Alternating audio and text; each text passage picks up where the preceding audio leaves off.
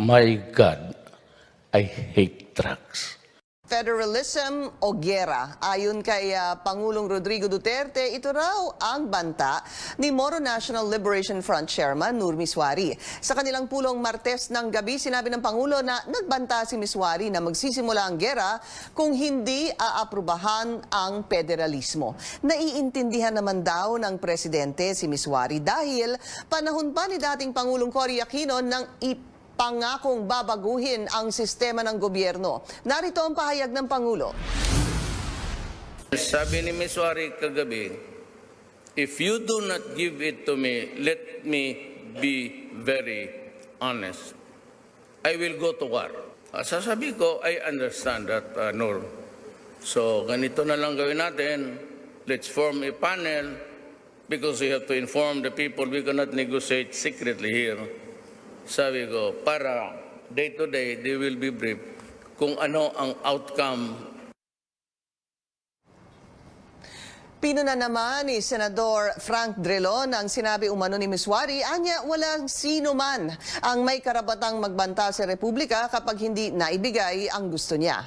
Para naman kay Senador Ping Lacson, ang mahalaga ay namomonitor ng gobyerno si Miswari sa gitna ng transition period sa Bangsamoro Autonomous Region in Muslim Mindanao. Dagdag niya malinaw na sinusulong pa rin ng Pangulo ang federalism. Samantala, pinayagan na ng Sandigan Bayan sina dating Senador Jinggoy Estrada at ang negosyanteng si Janet Lim Napoles na maghain ng petisyon para ibasura ang kanilang plunder case. Sa magkahiwalay na resolusyon ng Sandigan Bayan 5th Division, pinagbigyan ng korte ang motion for leave of court to file a demurrer to evidence na inihain ng dalawang akusado. Ang demurrer to evidence ay kadalasang inihahain kapag gusto na ng akusado na magdesisyon ng korte sa kalagitnaan ng paglilitis ng kaso kung sa paniniwala nila mahina ang ebidensya laban sa kanila. Binigyan ng korte sina Estrada at Napoles ng tig-10 araw para maghain ng kanilang mga demurrer na kumikwestiyon sa mga ebidensya ng prosecution. Matapos ito, isusumite na ang kaso para sa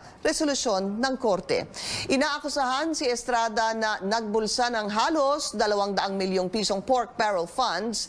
Nakadetine naman ang binansagang pork scam o pork barrel queen na si Napoles sa Correctional Institution for Women sa Mandaluyong City. Tinatayang 10 bilyong piso ng Priority Development Assistance Fund o PDAF ng mga mambabatas ang pinakinabangan umano ni Napoles sa pamamagitan ng pagdadala ng pondo sa mga peking non-government organizations na kanyang pagmamay-ari.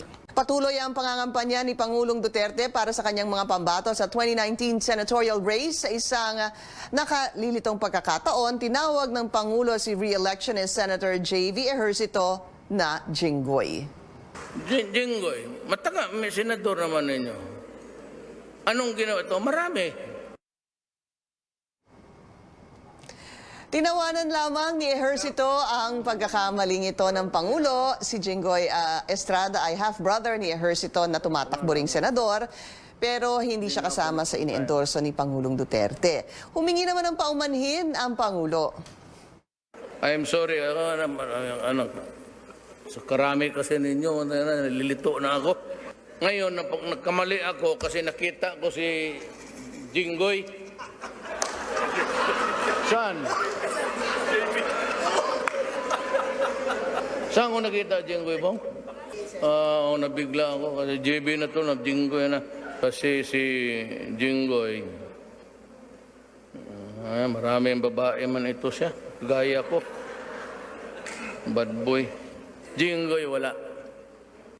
Itinuturing na isang taktika ng depensa ang paghahain ng kampo ni na dating Senador Jinggoy Estrada at pork barrel Queen Janet Lim Napoles ng demurrer to evidence o hiling na magdesisyon na ang korte sa kaso sa kalagitnaan ng paglilitis dahil naniniwala ang kani-kanilang kampo na mahina ang ebidensya laban sa kanila. Sa programang The Source, sinabi ni senatorial candidate at chairman ng Free Legal Assistance Group of Flag na si Attorney Chel Diokno na ang pinakahuling desisyon ng Sandigan Bayan na payagang maghain ng demurrer ang mga akusado ay hindi naman nangangahulugang madidismiss na kaagad ang kaso ni na Estrada at Napoles. Demurrer is really just a motion to dismiss the case on the ground that the evidence is not enough to convict.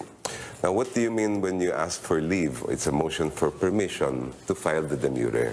So what was granted was not yet the demurrer. The case has not yet been dismissed. What was granted by the Sandigan Bayan was just permission for them to file a written demurrer or a written motion to dismiss. But it doesn't mean that the dismissal will follow. Yes. In fact, in all the cases that I've handled in 30 years, courts have granted motions for leave but not granted the demurrers. Naniniwala rin si Diokno na walang direktang epekto ang pagkakaakwit ni dating Senador Bong Revilla sa kaso ni Estrada at Napoles. It might indirectly influence the decision, but I don't think it will really have a big impact on that. A lot depends on whether the evidence in these cases of Jinggoy are the same or similar to what was presented as against Bong Revilla. Nakuha na ng mababang kapulungan ng Kongreso ang mga libro ng 2019 National Budget mula sa Senado ngayong umaga. Kinumpirma ito ni House Appropriations Committee Chair Rolando Andaya. Ginawa ang hakbang para masolusyonan ang hindi pagkakasundo ng Kongreso sa pondo ng hanggang ngayon hindi pa napipirmahan ni Pangulong Rodrigo Duterte. Ayon kay Andaya, handa na ang 3-man panel ng mababang kapulungan na makipag-usap sa grupo ng mga senador para maayos ang gusot sa national budget. Binubuo nina Andaya, Ed Salagman at Ronnie Zamora ang panel ng mababang kapulungan. Sana po within 5 days, yun po yung aming nakikita para po maiwasan yung negative impact sa ating ekonomiya. That within 5 days, kailangan po natin magkaintindihan na sana. Ang reenacted budget po, wala pong nakakatakot dyan.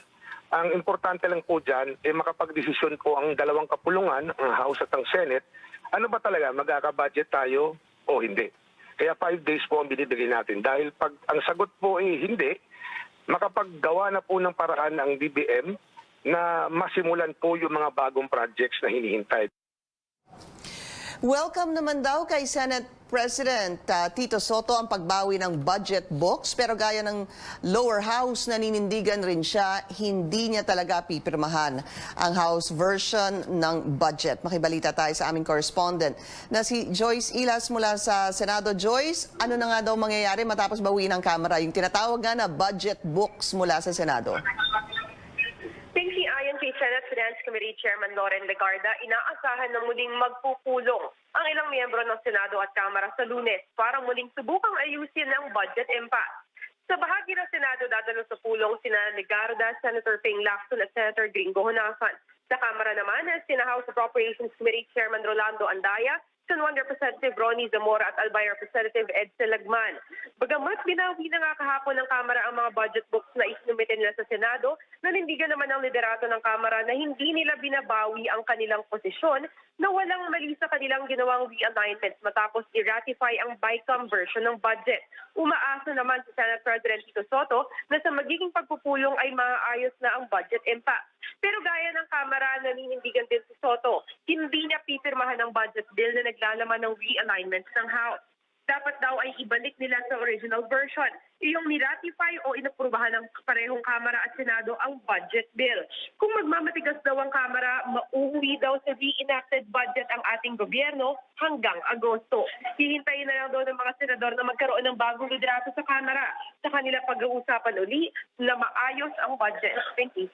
Pansamantalang tinanggal sa pwesto ang 18 pulis Quezon matapos mapatay sa isang operasyon ang anak ni Sariaya Mayor Marcelo Gayeta at kanyang kasama. Kasalukuyang nasa restrictive custody ang mga pulis. Sa inisyal na investigasyon ng mga otoridad, nakaengkwentro ng mga pulis sina Christian Gayeta at ang kanyang kasamang si Christopher Manalo noong March 14 sa Tayabas City. Sabi ng Tayabas Police, rumispondi sila sa sumbong na tinatakot ng dalawa ang isang attendant ng gasoline station sa lugar.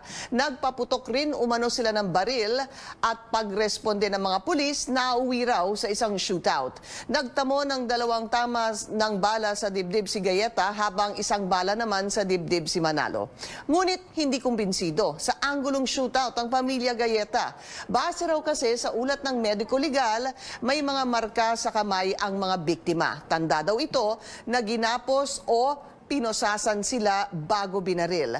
Sabi pa ni Mayor Gayeta, walang criminal record ang kanyang anak. Inilibing ngayong araw ang anak ni Sariaya, Quezon Mayor Marcelo Galleta. Makibalita tayo sa aming correspondent na si George Cahiles. George, ano na ang sitwasyon dyan ngayon? Pinky, nandito nga tayo sa Sariaya Public Cemetery kung saan makikita nyo ngayon yung mga libo-libong mga residente dito na nakikiramay sa pamilya Galleta at dahil nga sa pagkamatay ng kanyang anak na si Christian.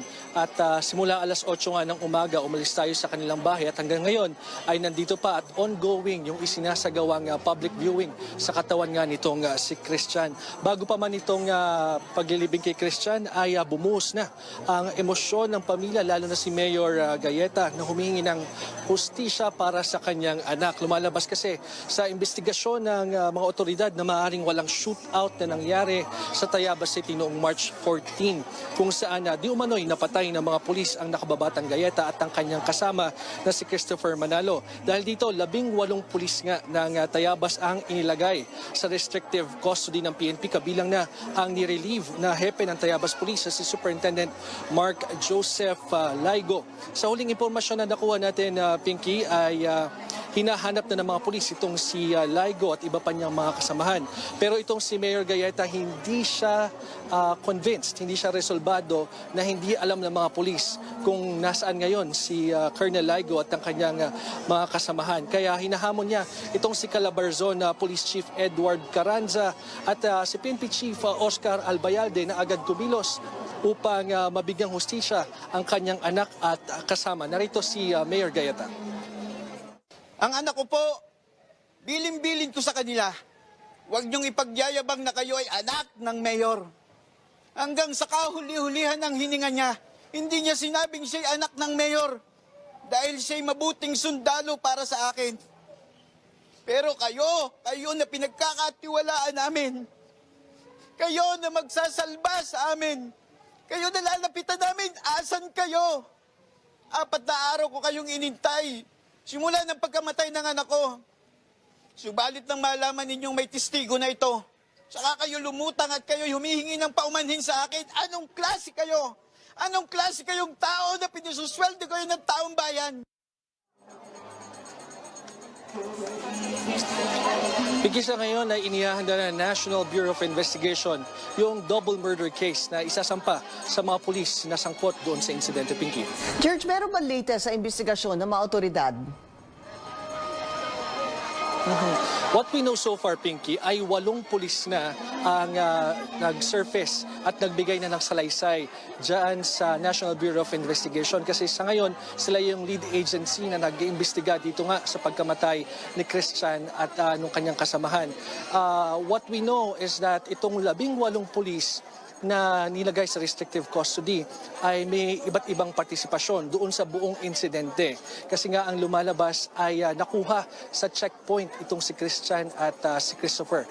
Kung kaya ang in-establish ngayon ng mga investigador ay kailan pa nasa kustodiyan ng pulis itong si Christopher at saka si Christian at bakit nauwi sa punto na namatay nga ito sa di umano'y shootout dyan sa Tayabas City. Thank you. So talagang posibleng malaking palaisipan yon kasi kung nasa checkpoint nga, yun ang malaking tanong, paano nangyari yan? George, yung kasama ni Christian na si Christopher Manalo, kailan ba ililibing? Ang balita natin ay bukas naman ng libing ng si Christopher Manalo. So, naghahanap din tayo ng mga kaanak na dito para mahinga ng reaksyon hinggil nga dyan sa pagkamatay ng kanilang mahal sa buhay. Pinky. Maraming salamat sa iyo, George Cahiles, nag-uulat. Thank you, George.